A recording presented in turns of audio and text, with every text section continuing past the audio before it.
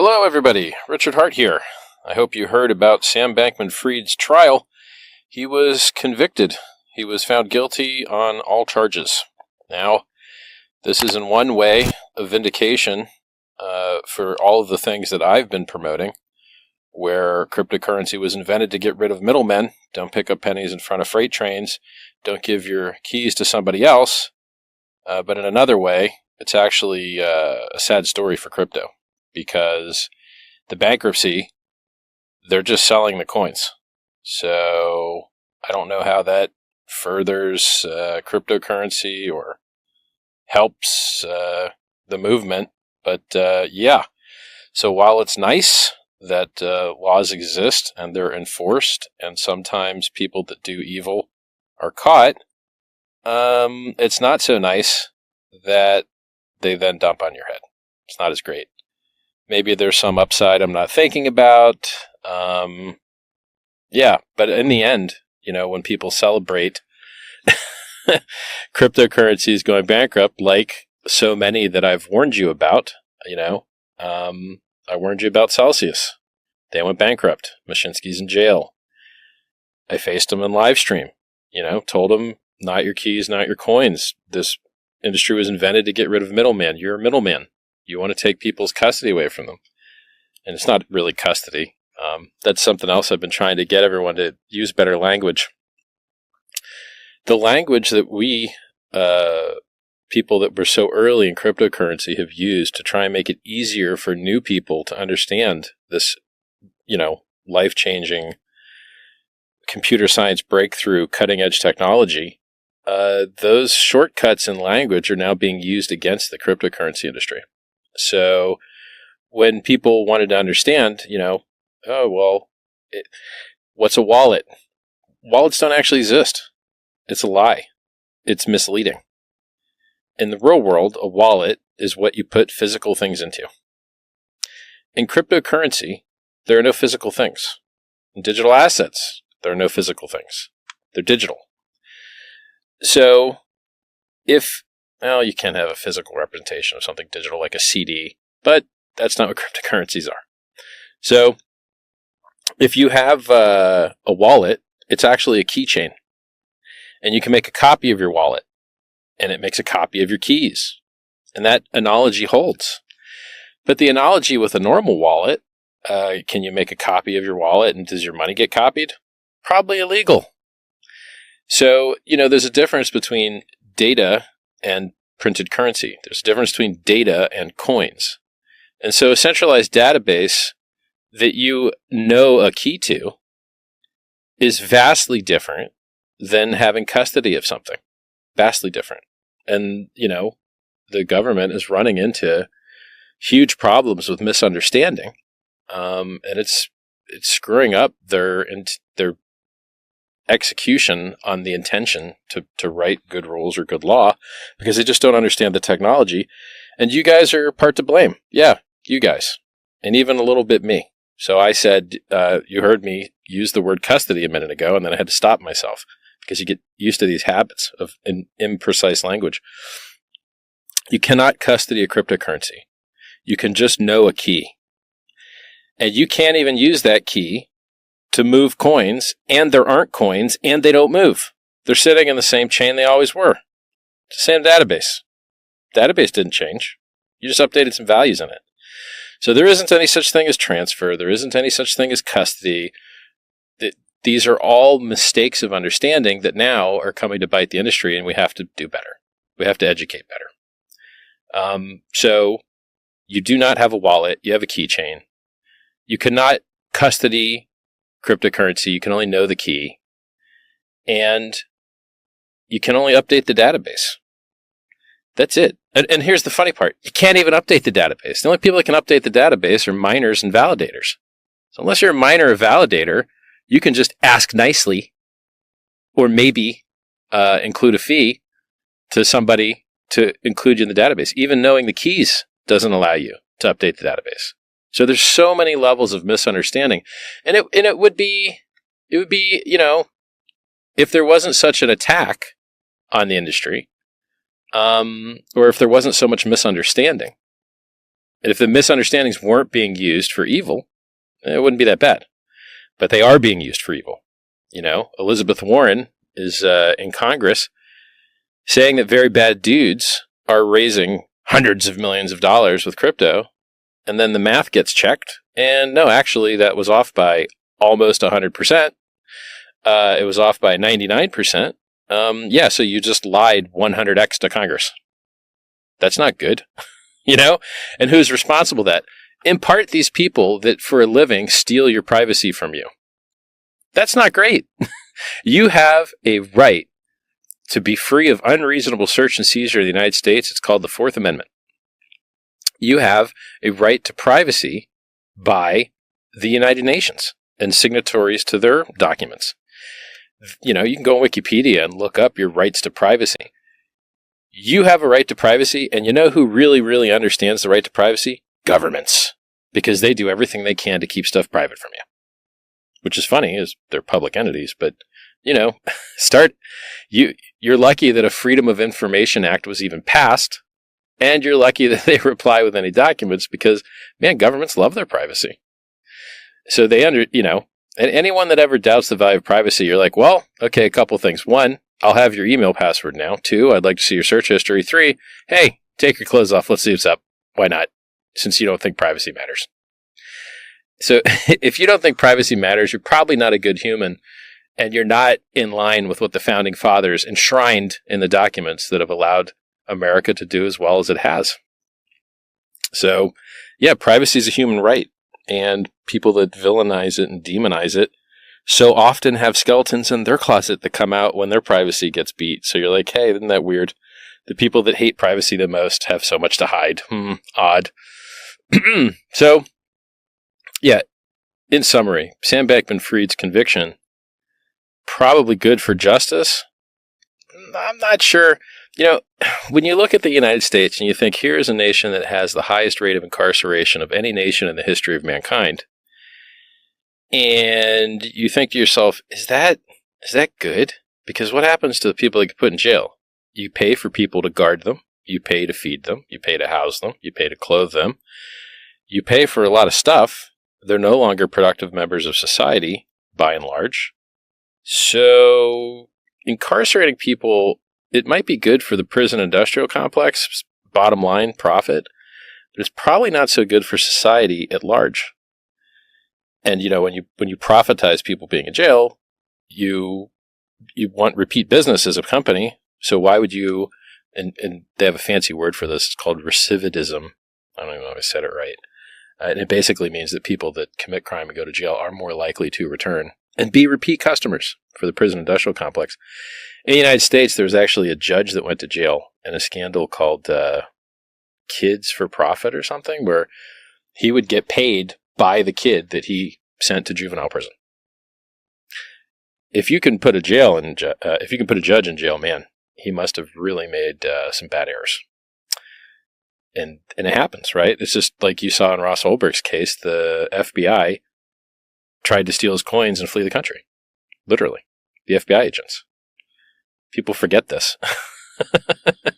You're like, hey, wait a second. That's not enforcing the law. What's going on here? So I don't think that the Sam Bankman-Fried case it's a partial victory in that a bad guy isn't able to do bad as much as he was. So that's nice.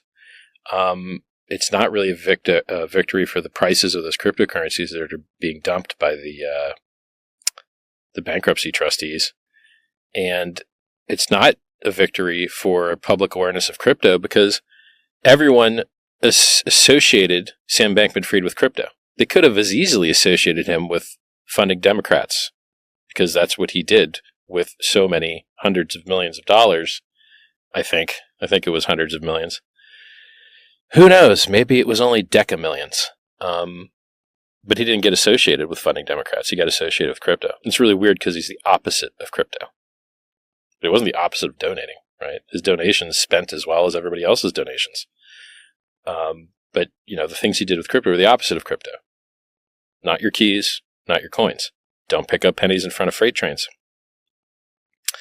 And it's a little bit weird that the Bahamas has to rely on the United States to do its law enforcement for it because, I'm not an expert, but I think that company was based in the Bahamas. Well, I begged you not to send your money to middlemen. I begged you to not pick up pennies in freight trains. I begged you to reduce your counterparty risk, which is why cryptocurrency was invented. And I've been shown right over and over and over and over again through all the failures, all the arrests, all the bankruptcies. While, mind you, the things I've invented that follow the true core principles of cryptocurrency, of decentralization, of self-reliance, of no middlemen, they've operated flawlessly for years. Hex has operated flawlessly for years while everything else around it has failed so often. PulseChain has launched and operated flawlessly for 5 months now. I don't know what you're supposed to do to win any harder. I think it's funny that people still listen to losers in cryptocurrency. If you are owed money by the FTX estate, you might not want to run your mouth about how to save people because you got yourself wrecked. If you are owed money from Celsius, you might not want to run your mouth because you got yourself scammed and you probably promoted it and probably got other people scammed, or at least didn't speak out as loudly against it as I did. I faced these people in person. In person digitally. I faced Mashinsky live and explained to him how what he was doing is the opposite of why crypto was invented. I was right. He was wrong. And then the people that get listened to in this space are just wild. People listen to ex-convicts. I don't know, man. I don't want to be the guy. So first of all, I may have only known one ex-convict in my life. I haven't known many, but I knew one guy that was an ex-convict, and he was a nice guy. He was a good guy, that did some bad stuff. So I'm not an expert on ex-cons. I've maybe, to the best of my knowledge, known one in my life. But I think in general, if a person has done very bad things, you have to look out and watch out. I'll give you an example. There's a tweet hidden on the Richard Hart Twitter somewhere about, giving people a second chance, but watching out because they might fall back into their old habits. There was a time when Ben Armstrong, promoted a lot of bad stuff, or stuff that I wouldn't like. And then he kind of changed his tune, and he stopped doing that. And he started trying to get, better laws passed, and he started to call out the, crap going on with the FTX. And he went down to the Bahamas and tried to investigate and tried to actually help people get screwed over less by the guy. And those were, I believe, honest endeavors. And so the tweet at the time was, people that did bad stuff can start to do good stuff, but you got to watch out because they can get back into bad stuff again. And so what happened with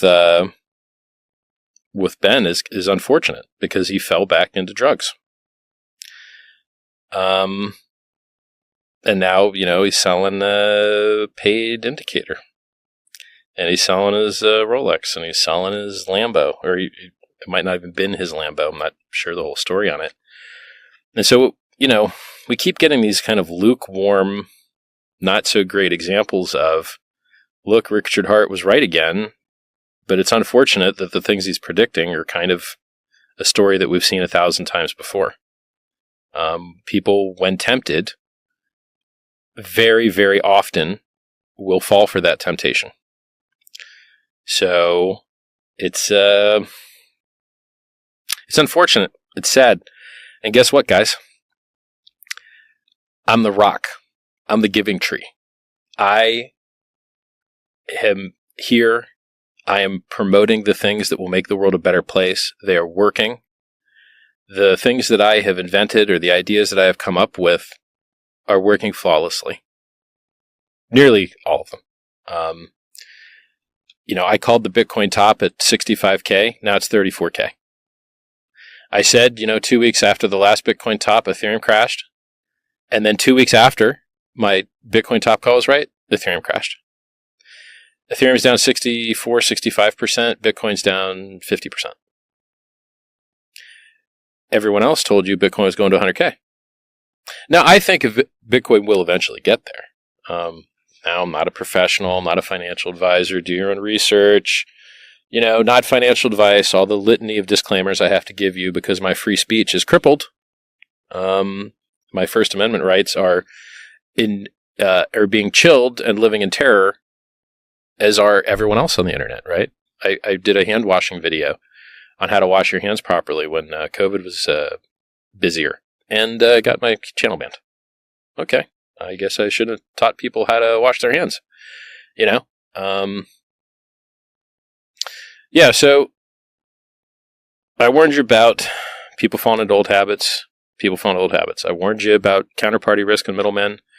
You guys got all your coins jacked.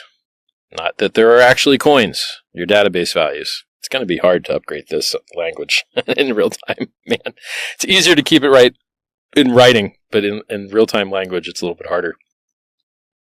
And, the industry is still full of scumbags. So let's take CoinMarketCap. Are they still lying about Hex's market cap? Yep. CoinGecko. Still pretending that the coin doesn't have market cap? Yep.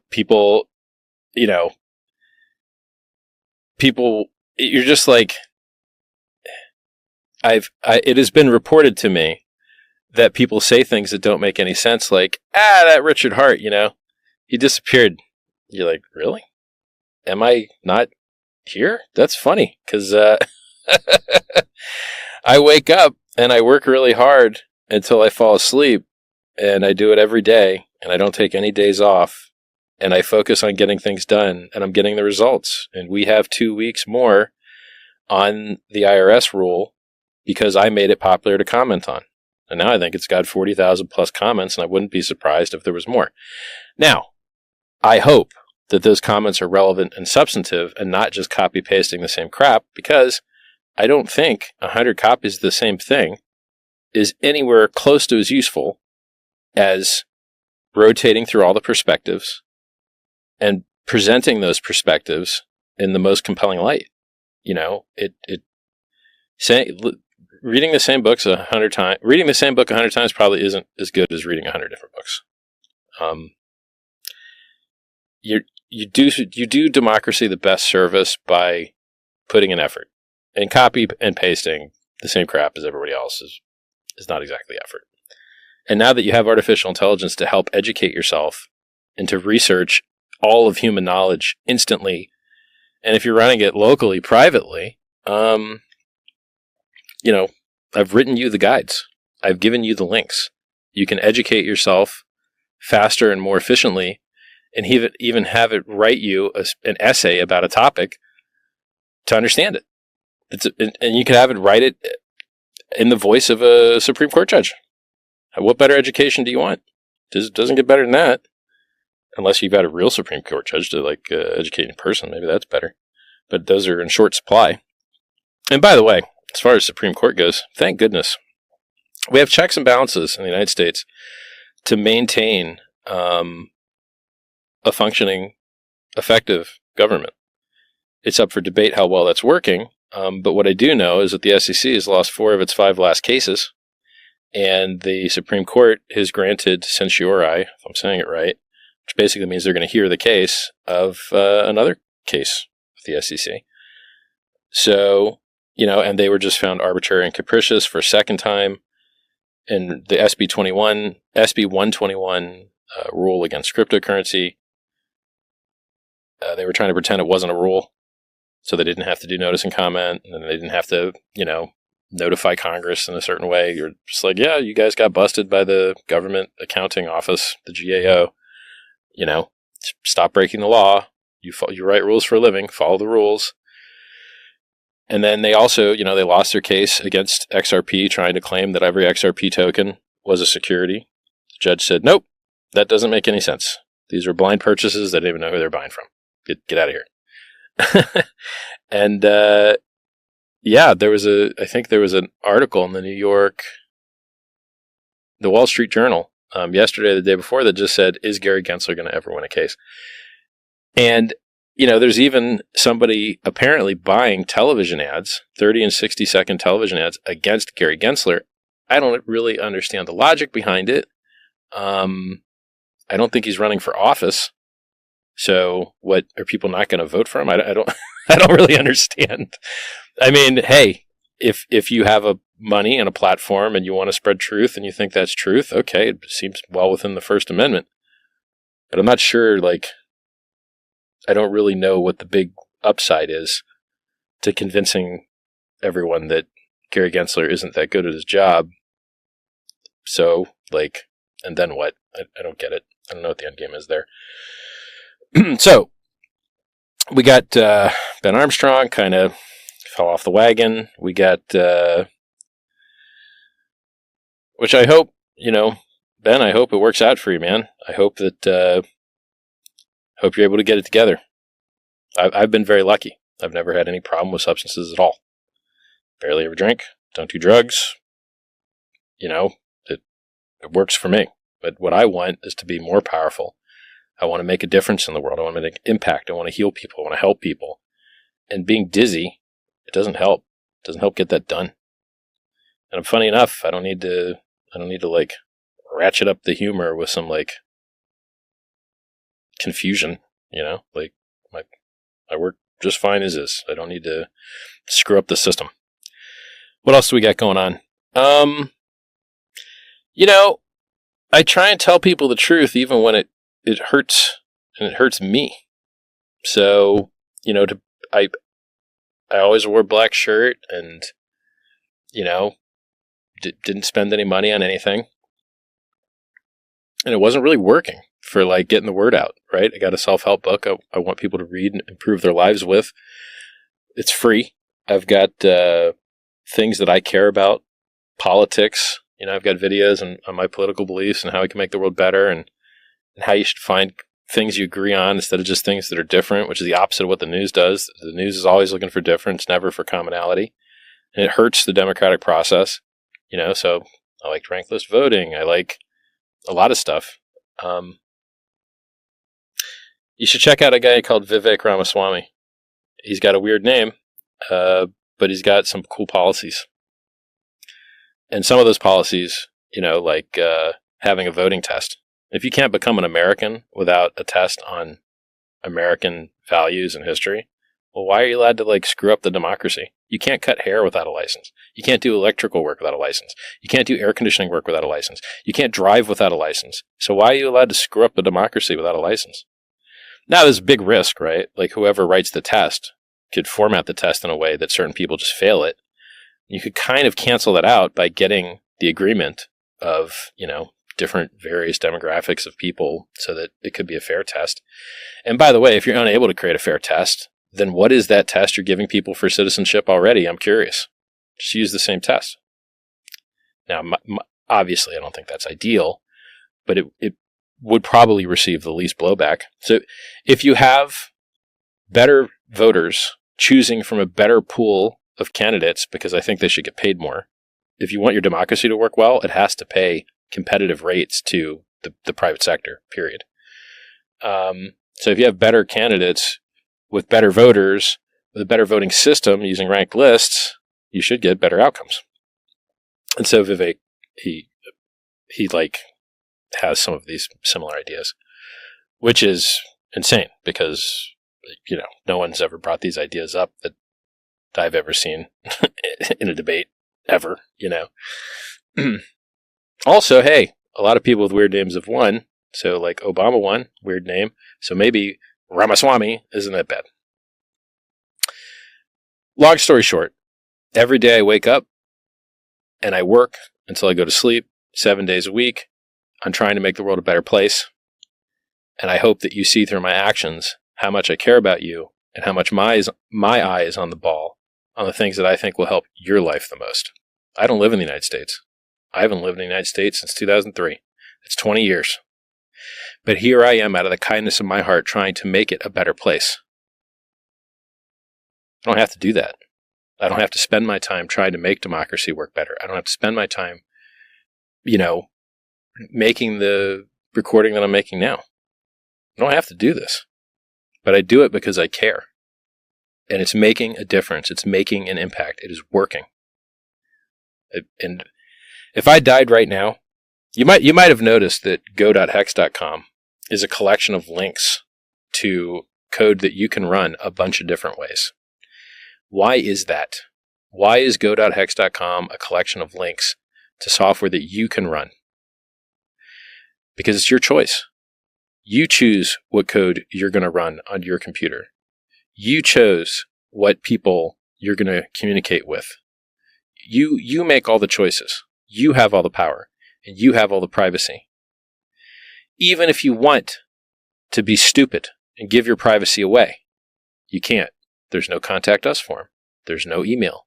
There's no phone number. There's no way for you to de-anonymize yourself.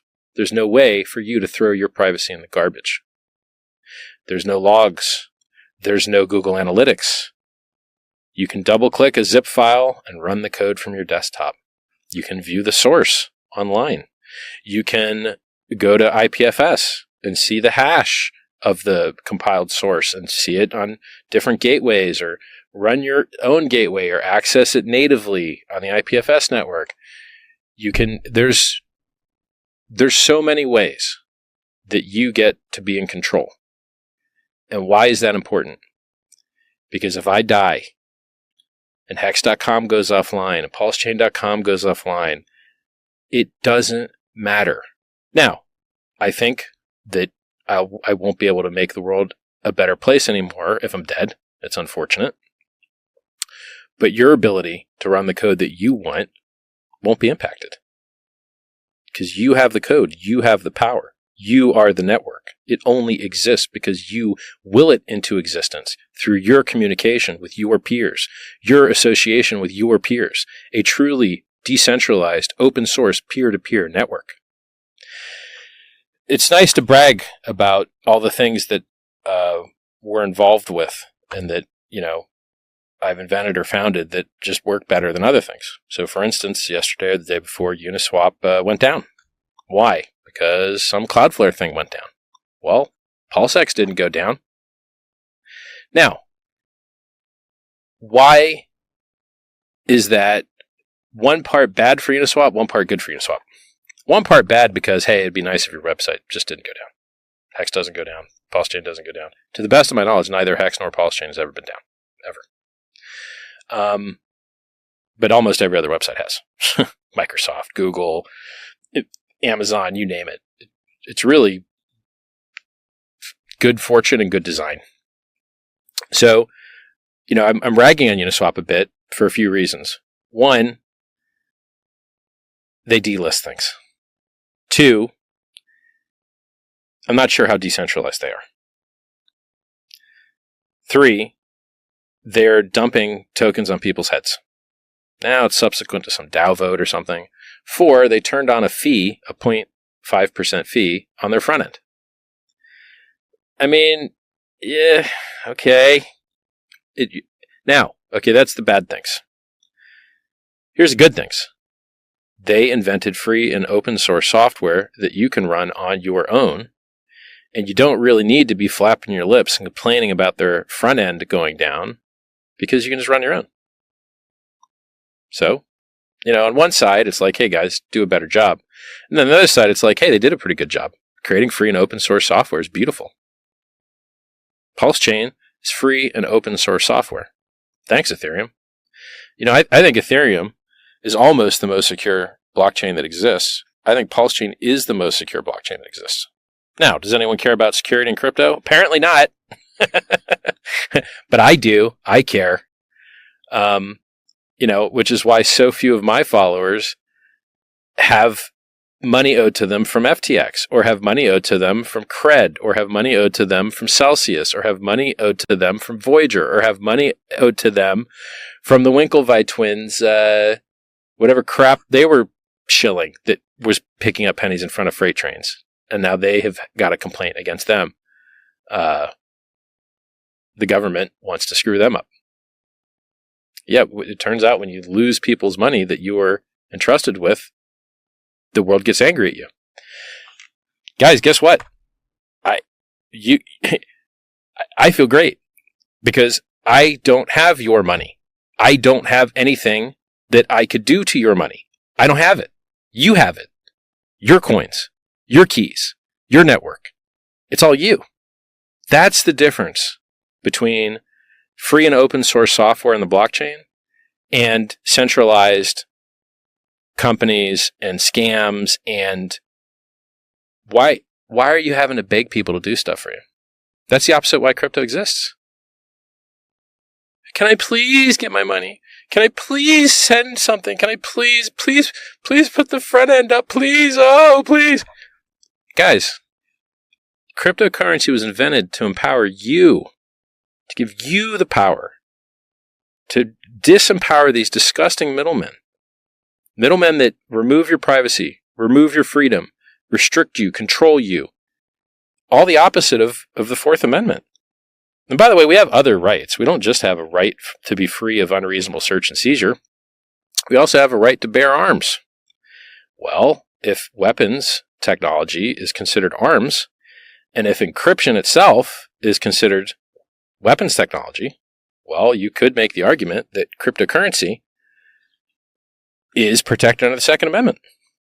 Now, I haven't seen anyone make that argument, but I don't know why. Here's another thing. You've got a right to contract. One of the few things that everyone agrees that the government really should be concerned with and really should be doing is enforcing contracts between people. You have a right to contract. I believe it was enshrined in a case called Lochner, Lochner, but, don't quote me on it because I'm just doing this stream of consciousness. I don't have any internet in front of me. You've got a right to freedom of movement. You've got a right to freedom of association. Blockchains are peer-to-peer networks that are association. You've got a right to freedom of speech. Blockchains are speech. You're just speaking data to other people, your peers, and you're making it public. Things that you're going to make public have a higher degree of protection against censorship. So if the government seizes property from you that was going to be made public, and you notify them that they're violating that law, you can receive financial compensation in return. And this has happened. But if you don't notify them and they didn't know they were violating that rule, then they won't be found guilty and you won't get paid. And so actually knowing your rights is important to, one, help these guys not break the law, and two, protect your privacy, and three, if your privacy is violated, receive financial compensation. Now, you'll find these links on the Richard Hart Twitter. What else? So there's all these rights that you have that are being trampled on, and the most effective way that you can fight back, the most affordable and effective way that you can fight back, is to submit relevant and substantive comments to proposed rules. It makes a difference. And if you look at it abstractly, if part of the problem with the governments of the world right now is that there's too much regulation and it cripples progress, well, the regulators also have regulations that cripples rulemaking. And so the heavier their load, the harder it is for them to make rules, whether they be good or bad. And you might say that could counterplay, how else are you supposed to counterplay a bad rule other than commenting? Because if the founding fathers knew that there was an unelected fourth branch of government that had millions of employees, very highly paid employees, that were not elected, these are not the judicial branch, they are not the legislative branch, but they're writing law. You're like, well, guys, it's kind of a violation of due process and the separation of powers doctrine if the people writing laws aren't legislators. That's what legislators' jobs are. It's an abdication of authority to just give, I see so many problems with what's going on. And it's great that the Supreme Court is fixing a lot of them. It's, because that's how checks and balances are supposed to work. But it's kind of a denial of service attack on the judicial branch when the chairman of the SEC says that if you're not losing cases, you're not bringing enough cases, which literally means that he's performing a denial of service attack on the judicial. He wants to lose more cases. His words. Man, that's not good. That's not good for America. Aren't you losing enough cases already? You're losing cases left and right. Do you really need to lose more? I mean, the Wall Street Journal just put out an article with a headline that said, "Will Gary Gensler ever win a case?" I think you're losing enough cases, man. And it's not like there's a shortage of scams, is the funny part. There are so many scams that are blatant and obvious. And I point them out and I warn you, I warned you about a scam called SafeMoon. It's down nearly 100%. And its founders are indicted, both criminally and civilly. I warned you. I did everything I could to protect you. I am quoted in the news as having warned you. And by the way, when I warn you about these things, all the people that are participating in those things insult me. When I warn you about the Bitcoin top, Bitcoin guys insult me. When I warn you about counterparty risk, Mashinsky insults me, blocks me. The Winklevice, everybody that I warn you about that says, I try and tell you to watch your butt, and I try and warn you, and I try and protect you. I eat personal harm from doing that. And so I don't know what else I can do to try and make a difference, to try and make an impact. I'm doing everything I can. I'm working at 100% capacity to try and make the world a better place. I hope that one day more people will know what I've done and what I'm doing. And it's sad that the people that they get so many eyes and ears are disgusting scammers. People that represent centralized companies, people that have promoted centralized companies, people that have got their followers wrecked, ex-cons, you name it. I hate making fun of ex-cons, but it's not good, man. But look, we got our 2 weeks. We got 10 days left on the IRS comments. We got maybe, 70, 75 days left on FinCEN comments. We've got things going on in Australia and the EU that need comments. If you really want to make an impact in the world, I hate to brag it to you, writing comments is going to be a large part of your life for the foreseeable future. And hey, here's the good news. Instead of whining and crying to people that don't matter, you can whine and cry to people that do matter. And then you can copy paste your whining and crying with some modifications to the next thing that matters. The world's not going to get better on its own. You really have to try hard to make it happen. And it's what we're doing. And it's working. Now, so what I tell you about the risk that I take to spread truth to you at personal cost to myself, telling you that this recent Bitcoin pump that we've had, I believe, for the perceived activation of a Bitcoin ETF and all the positive things the CEO of BlackRock has said, Bitcoin being a flight to quality, things like that. That's nice, right? And I would love to live in a world where cryptocurrency decorrelated from the stock market and from Rolexes and from exotic cars, and it just went on its own and it went to the moon and nothing else mattered. That'd be great. And there's a lot of people that I guess think that that's what's going to happen. They think that crypto is going to decorrelate from everything else, and that even if everything else goes down, crypto is going to go up. I don't believe that. Now, Hex decorrelated hard as heck. I think it went up 20 or 30x when I called the Bitcoin top back at 65K. Boy, Richard Hart, good job. Well done. Yes, thank you. I called that top like a boss, didn't I? The problem is, if the government sells the Finex coins from the Finex hacker, the Silk Road coins from the Silk Road hacker, if FTX dumps its, I don't know, I think they've been authorized to do like 50 or 100 million in dumps a week. And if Mt. Gox coins come out, which let's just be serious, Mt. Gox coins have been sitting in the Japan trustee for so long now that it will be hard to believe when they actually do come out.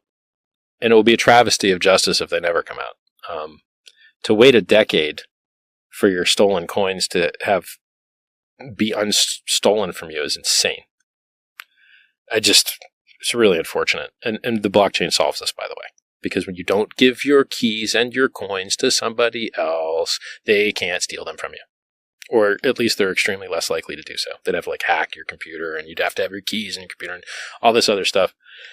Cryptocurrency solved this better than anything I'm aware of. The best solution to centralized entities getting hacked for your data, your phone number, your email, your access logs, your nudes, your crypto, your money. The best solution to all that is decentralization. Period.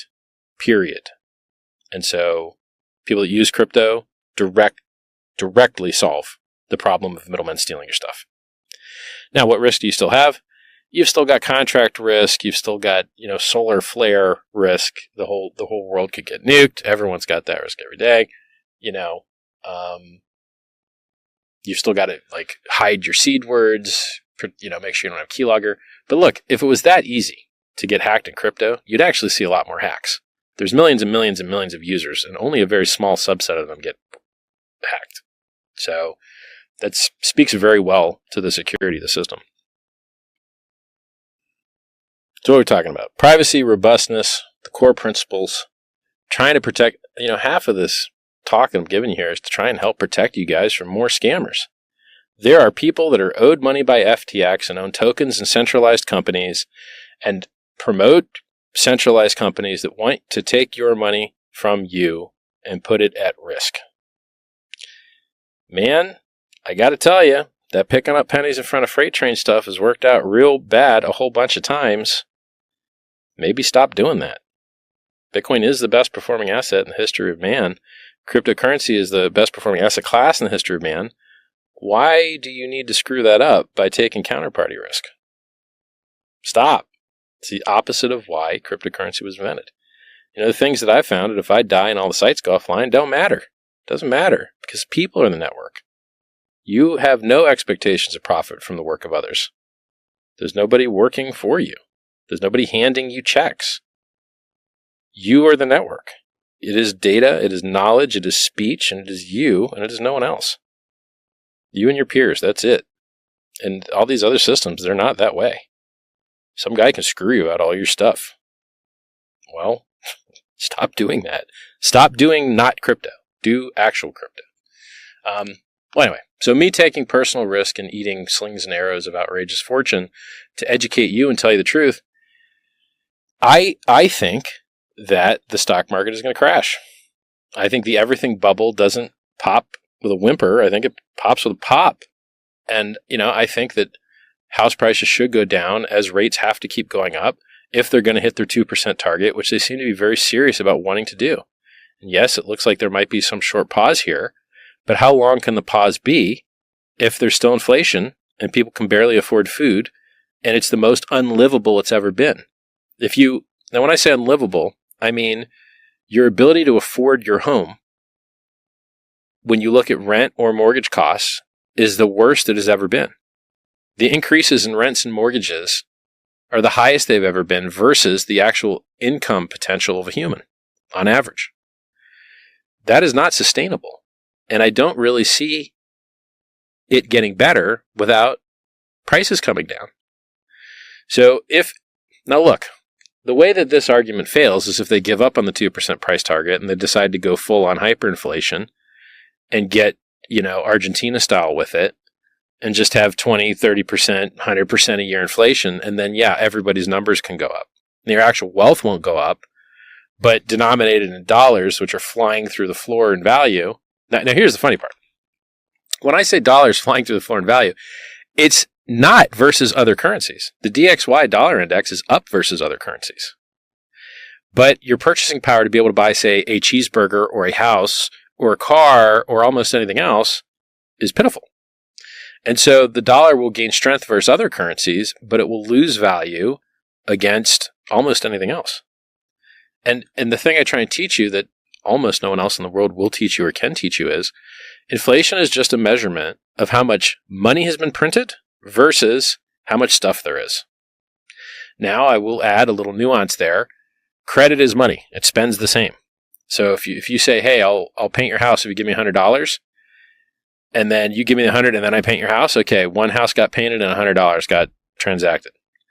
But in actuality, I could have accepted the money after I painted your house.